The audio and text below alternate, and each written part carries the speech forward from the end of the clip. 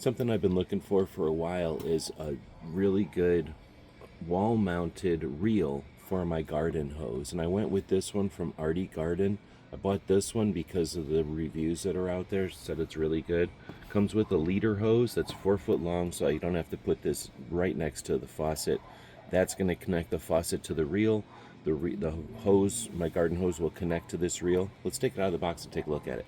As you can see, it comes with all the hardware and the leader hose.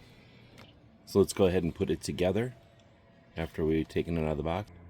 All said and done, it took about 10 minutes to put it together. It's very solid construction. I'm kind of impressed. It was a lot of fun actually putting it together. We've got a couple of different options for mounting it to the wall.